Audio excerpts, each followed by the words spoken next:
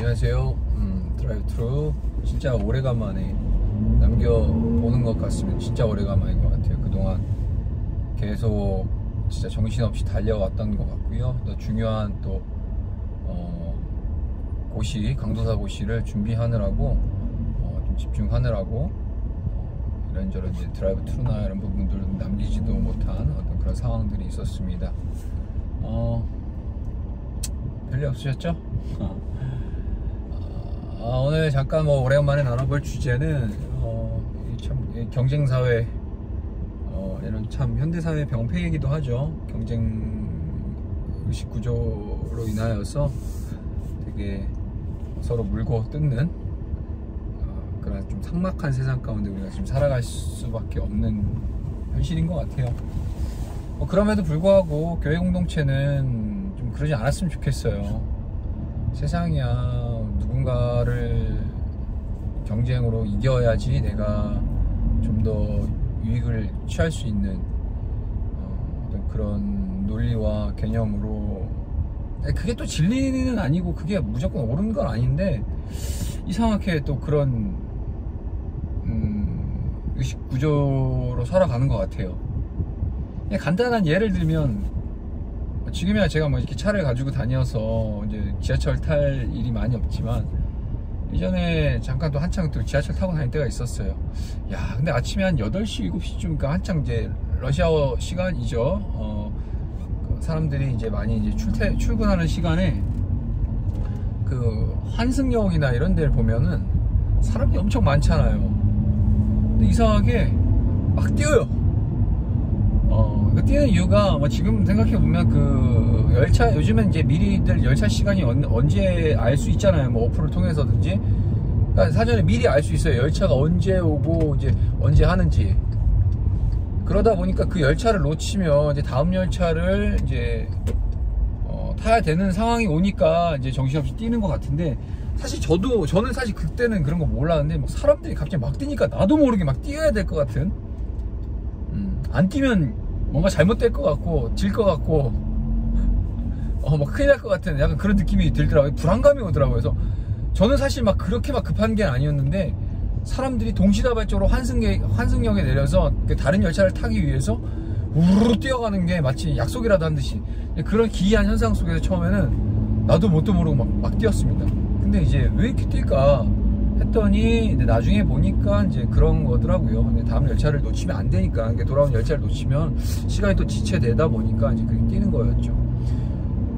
저도 영문도 모르게 저도 막 뛰는 저를 이렇게 바라보면서 이게 왠지 막 남들보다 앞서가야 될 것 같고 먼저 가야 될 것 같고 우선이 되어야 될 것 같은, 누가 시키지 않고 가르쳐 주지 않았는데도 불구하고 그런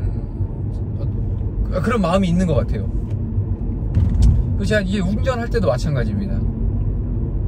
차가 많이 막히다 보면은 차선을 잘못 들어서 목적지를 가야 되는데 그 목적지와는 다른 방향으로 이제 길이 이렇게 나가지고 이제 차선을 바꿔야 되는, 거기 차선을 이렇게 빠져나와야 된다든가, 아니면 내가 가야 될 방향으로 가기 위해서 차선을 변경해야 된다든가, 이런 상황이 오면은 이게 되게 양보를 안 해줘요. 그러니까 부득이한 상황 가운데 이제 차선을 바꿔서 그 차선을 이렇게 끼어들어야 되는, 그게 정말 부득이한 상황이죠. 그런데 살짝 이제 끼어들려고 하면 뒤에서 어떻게 알고 그냥 안 비켜주려고 그냥 쏜살같이 이제 앞을 바로 막아버리죠. 이런 게 너무 다반사인 것 같아요. 뭐가 그렇게 바쁜지 모르겠어요. 물론 저도 지금도 이렇게 지금 이러고 있어요. 예, 아주 이제 뭐가 그렇게 바쁜지 모르겠어요. 잠깐 그 앞에 길 내주는 게 그게 뭐가 그렇게 억울한가요? 참 이게 경쟁 사회가 낳아놓은 또 다른 하나의 병폐인 것 같아요. 불안함이죠. 만족감이 없는 거예요. 저 사람보다, 남들보다 느리면 실패할 것 같은, 남들보다 조금 뒤처지면 인생의 낙오자가 되는 것 같은, 나보다 더 빨리 가는 사람이 보이면 저 사람은 나쁜 사람인 거예요. 저 사람은 잘못된 거예요. 그냥 간단한 예로 운전을 하다가도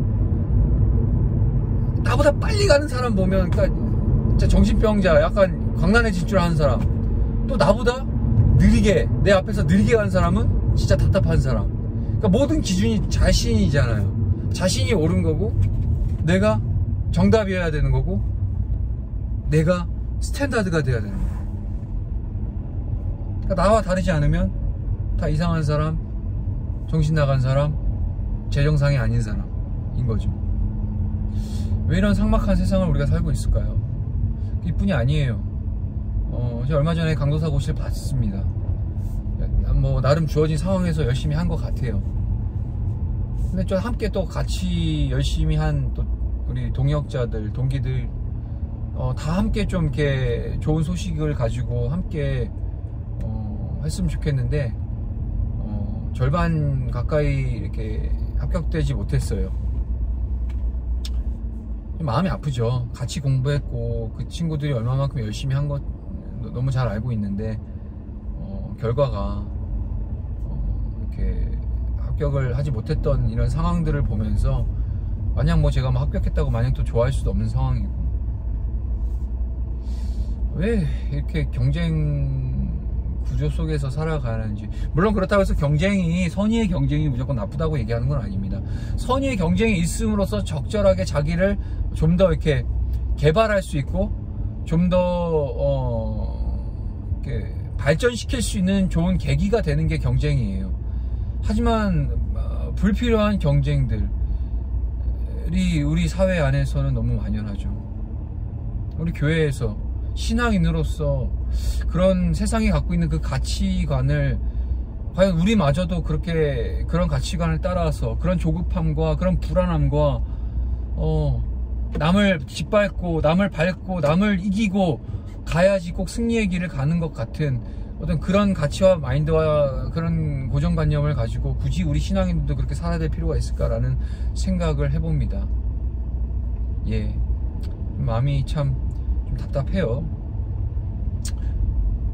세상이 온전하지 못하니까 이런 현상이 나오는 거겠죠. 하나님의 그 공의와 정의와 하나님의 평강과 하나님의 그 질서가 온전하게 이 땅 가운데 이루어지지 못하고 있잖아요. 왜냐, 하나님이 불완전해서가 아니라 우리가 죄인이기 때문에, 여전히 우리는 죄인으로 남아있기 때문에 그러한 이런 죄악이 만연한 그 기저 속에서 우리가 이 세상을 살아가고 있는 겁니다. 뭐 누구 남을 탓할 필요도 없어요. 남 때문도 아니에요. 저 사람이 나를 힘들게 했기 때문에 내가 힘들어지는 것도 아니고, 내 주변, 나는 괜찮지만 내 주변이 문제가 있어서 자꾸 이렇게 이 손가락을 바깥으로 향하는 거죠. 상대방에 향하는 거. 아니요. 그 문제는 죄악된 본성을 가진 나에게 있는 거고, 내 안으로부터 이 문제의 발단이 시작되는 겁니다. 그렇기 때문에 너무 막 치열한 경쟁사회 속에서 꼭 이겨야지만 승리하는 것, 꼭 그 사람을, 다른 상대방을 제쳐내야지만 내가 더 앞서갈 수 있는 것, 이건 세상의 논리죠. 하나님의 논리는 그게 아니에요. 목적이 거룩하면 과정도 거룩해야 되는 것. 그 거룩한 과정이 뭔가요? 예수님이 먼저 걸어가신 그 십자가, 그 헌신과 순종의 삶, 자신의 생명도 아낌없이 내어주신 그 하나님의 그 사랑을 자신 인생과 그 삶과 육체에 그것을 짊어지고 가신 것이 바로 예수님 아닙니까?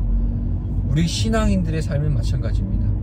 세상에 그런 이율배반적인 그런 인생이 아니라, 신앙인은 아낌없이 세상의 소금과 빛이 되어서 살아가는 것, 내어줌으로써, 그것이 그리스도인인 것 같아요.